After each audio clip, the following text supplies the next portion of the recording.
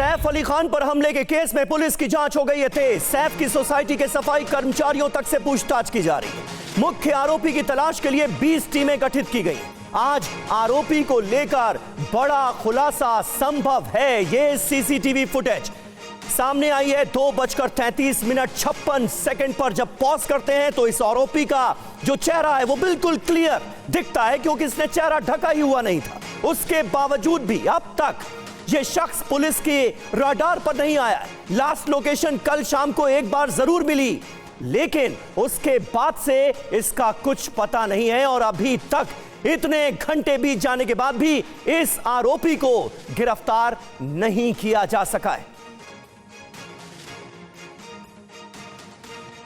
और हमारे साथ इस वक्त तमाम खास मेहमान मौजूद हैं, उनसे आपका तारुफ करा दें। सैफ अली खान के घर के बाहर मौजूद हैं हमारे संवाददाता अभिजीत ठाकुर, उनका रुख करेंगे। क्या आप घर से कोई बिजनेस शुरू करने के बारे में सोच रहे हैं? तो पापड़ बिजनेस शुरू करो ना, कम इन्वेस्टमेंट और मुनाफा डबल। ज्यादा जानकारी के लिए अभी डाउनलोड करें फ्रीडम ऐप। इसके अलावा पीके जैन साहब, पूर्व एडीजीपी महाराष्ट्र के, हमारे साथ मौजूद हैं। रंजन द्विवेदी साहब हमारे साथ मौजूद हैं, पूर्व डीजीपी यूपी के। डॉक्टर सनी चोपड़ा जो कि फॉरेंसिक एक्सपर्ट हैं, वो हमारे साथ मौजूद हैं। संजीव देसवाल साहब हमारे साथ मौजूद हैं जो कि डिटेक्टिव हैं। इन सब से बात करेंगे एक एक करके। ये सारे खास मेहमान आपको स्क्रीन पर दिखेंगे, लेकिन सबसे पहले आपको मुंबई के बैंड्रा लिए चलते हैं। हमारे सहयोगी अभिजीत इस वक्त वहां से हमारे साथ मौजूद हैं। अभिजीत, सबसे बड़ा सवाल तो यही कि 30 घंटे बीत गए, लेकिन अभी तक ये 1.5 पसली का हमलावर जो है ये पुलिस की गिरफ्त में नहीं आया है। कहां चला गया, कोई जानकारी नहीं है इसके बारे में। कैसे ऐसा मुमकिन हुआ कि इतनी बड़ी सोसाइटी में सिर्फ एक सीसीटीवी फुटेज में यह शख्स आता जाता हुआ नजर आ रहा है? आने का तो कोई वीडियो ही नहीं आया। मतलब बहुत सारे ऐसे सवाल हैं जो कि अनुत्तरित हैं। बिल्कुल, अगर पुलिस के इन्वेस्टिगेशन की अब तक की बात करें तो 30 घंटे होने के बाद भी पुलिस के हाथ अभी खाली है, क्योंकि जब तक आरोपी की गिरफ्तारी नहीं हो जाती तब तक इस पूरे मामले में जितने भी सवाल हैं उसके जवाब मिलना बहुत मुश्किल है। और तमाम ऐसे सवाल हैं जो कि बहुत अहम हो जाते हैं, सिर्फ चोरी के एंगल से इस घटना को नहीं देखा जा सकता। मैं इस वक्त सैफ अली खान के आवास के बाहर ही मौजूद हूँ। ये सदगुरु शरण जो है, इसी के 11वीं और 12वीं फ्लोर पर सैफ अली खान रहते हैं, और इसके अलावा भी एक और गेट है जिस जगह पर मैं खड़ा हूँ उसके अलावा भी।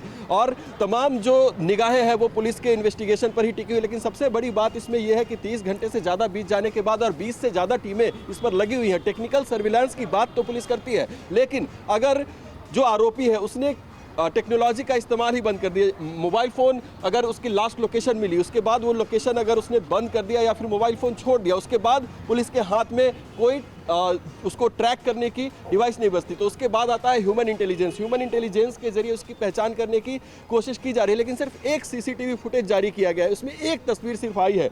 इतने हाई सिक्योर्ड अपार्टमेंट, इसलिए मैं आपको लगातार तस्वीरें भी दिखा रहा हूँ। ये चारों तरफ से इतना सिक्योर्ड है, दर्जनों गार्ड हमेशा 24 घंटे अंदर मौजूद रहते हैं। उसके बावजूद इस अपार्टमेंट के अंदर घुस पाना और तमाम सीसीटीवी कैमरे से बच के इसमें घुस जाना और उसके बाद निकल जाना, और उसमें भी एंट्री की तो कोई सीसीटीवी फुटेज अभी तक सामने आई ही नहीं है। यह एक हैरानी की बात है। यहाँ पर देखिए दूसरे गेट तक भी हम लोग पहुँच गए हैं, और यहाँ जो संभावित एंट्री पॉइंट्स हैं वो हम आपको दिखाने की कोशिश कर रहे हैं, जहाँ पर कल मुंबई पुलिस की टीम भी पहुंची थी और लगातार यहाँ पर छानबीन करी थी। यहाँ सामने की तस्वीरें दिखाइए।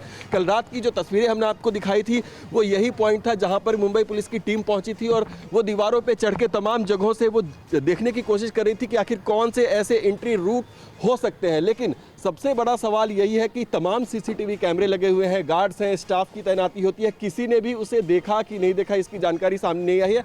बाहर निकलते यानी सीढ़ियों से नीचे उतरते हुए एक फुटेज जरूर आई है जिसमें उसकी शक्ल साफ साफ दिखाई देती है। तो ये एक थ्योरी है। दूसरी चीज बात जो कही जा रही है कि इतने high secured apartment, digital lock और तमाम चीज़ों के बावजूद जो हमलावर है वो सैफ अली खान के छोटे बेटे जे के बेडरूम तक पहुंच जाता है और उसके बाद उनकी हाउस हेल्प की नज़र में वो आता है। तो ये भी एक बड़ा सवाल है जिसके जवाब अभी तक आने बिल्कुल बाकी है। और ये जो आखिरी बात आपने बोली है, दरअसल ये बात सबसे ज्यादा डराने वाली है, क्योंकि जे के कमरे के पास मौजूद होना, वहां तक एंटर कर जाना, और क्या उसका इरादा था, क्या जो बच्चा था उसको किसी तरीके से बंधक बनाने की कोशिश थी। अगर ऐसा था तो वाकई में यह मामला और भी ज्यादा गंभीर है।